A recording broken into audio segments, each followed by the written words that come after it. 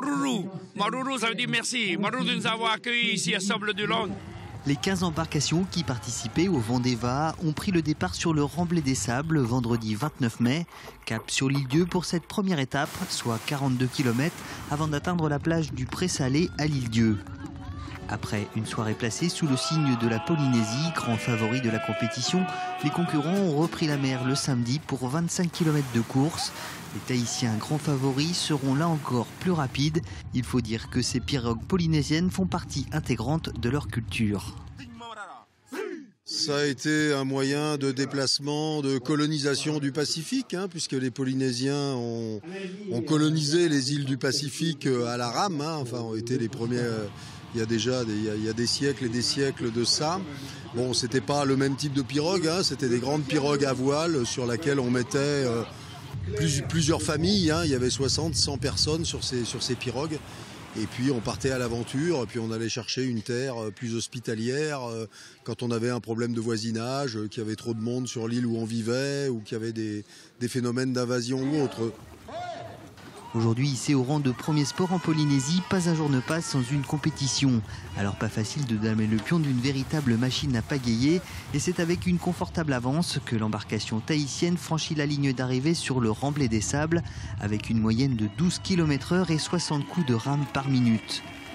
Pourtant, la Vendée Va'a est réputée pour être l'épreuve la plus difficile au monde, car c'est la seule à se dérouler en haute mer. Et pour ce qui est de leur secret, il est simple. Il faut s'entraîner. Et là, le résultat, il n'y a pas de secret, le résultat est là.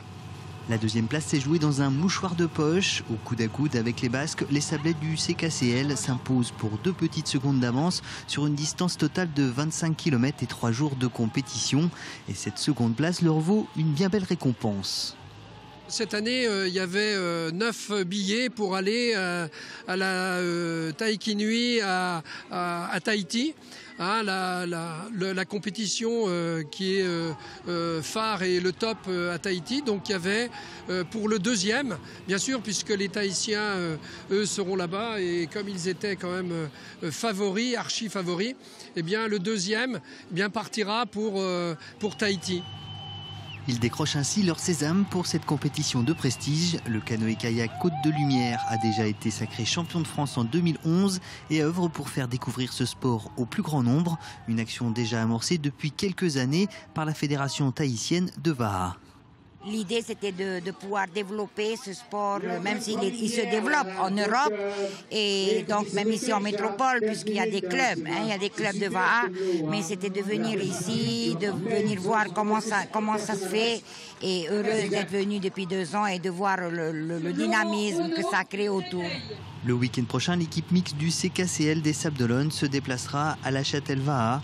2 jours de compétition avec 25 et 30 km à parcourir.